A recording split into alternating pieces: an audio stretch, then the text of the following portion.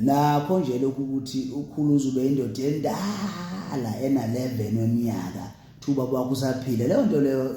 iyakubambezela empilweni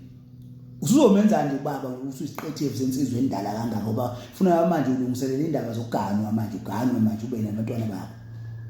usuzomenza baba kusho ukuthi nje uligwala zingaki izimo insizwa ephila ngaphansi kwazo eziyingozi emhlabeni baba wakho aphunyuka uyonke nje leyo nto leyo abantu begwazana eThekwini naseGoli bedubulana kunje kotsotsi ubaba wakho uyaphunyuka nje abantu bengcinywa imigodi yasemayini ubaba wakho nje uyaphunyuka nje usho ukuthi ubaba wakho uyachophelela lo baba unayo ubhekisephi nje mombuka wena usho ukuthi angajijela nje amasotsha ngetshe lo baba ohlezi naye mombuka bachophelela too much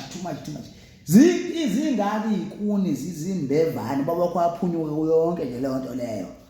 kahle ngeke ngimangale nje ukuthi lokhu wazalwa nje